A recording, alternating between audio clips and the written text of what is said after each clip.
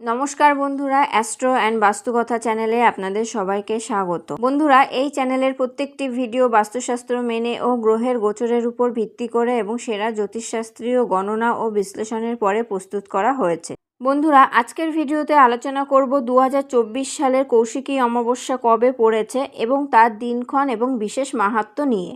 কৌশিকী অমাবস্যায় তারাপীঠ শ্মশানে চলে তন্ত্র মন্ত্রের বিশেষ যজ্ঞ।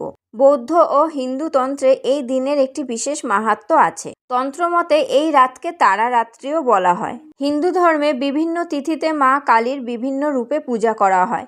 দেবীর আরাধনা সর্বজন নিবেদিত। ভাদ্র মাসের শুরুতেই যে অমাবস্যা সেটিকেই কৌশিকী অমাবস্যা বলা হয়। এই পুজোর সঙ্গে জড়িয়ে আছে নানা পৌরাণিক কাহিনী। কৌশিকী অমাবস্যার পবিত্র লগ্নে তারাপীঠ মন্দিরে বিশেষ উপাচারে পূজা করা হয় তারা মায়ের। বন্ধুরা, কৌশিকী অমাবস্যার দিন তারাপীঠ শ্মশানে চলে তন্ত্র মন্ত্রের বিশেষ যজ্ঞ।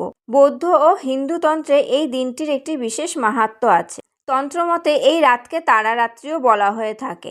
এক বিশেষ মুহূর্তের জন্য এই রাতে স্বর্গ ও নরক দুয়ের দরজা মুহূর্তের জন্য খোলে ও সাধক নিজেদের ইচ্ছামতো ধনাত্মক অথবা ঋণাত্মক শক্তি সাধনার মধ্যে আত্মস্থ করেন এবং সিদ্ধি লাভ করেন। বন্ধুরা, এখন বলছি 2024 সালে কৌশিকী অমাবস্যার দিনক্ষণ। অমাবস্যা তিথি শুরু হবে 1 সেপ্টেম্বর 2024 অর্থাৎ 15ই ভাদ্র 1431 রবিবার, শেষ রাত 5:07। অমাবস্যা 2রা সেপ্টেম্বর 2024 16ই ভাদ্র 1431 সোমবার পুরো দিন ও রাত থাকবে এই অমাবস্যা তিথি।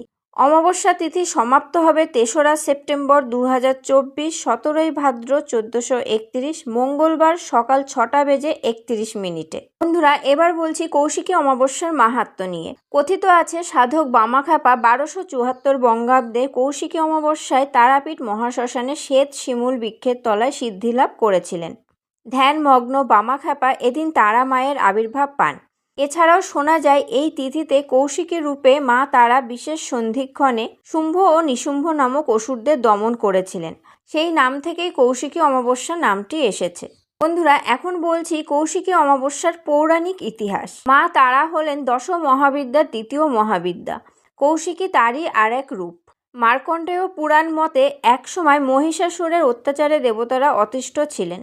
তখনই দেবী দুর্গা মহিষাসুরকে বধ করেন, কিন্তু এই শান্তি বেশি দিন থাকে না। শুম্ভ নিশুম্ভের অত্যাচারে দেবতারা অতিষ্ঠ হয়ে পড়েন। এরপর সকলে পার্বতীর শরণাপন্ন হন।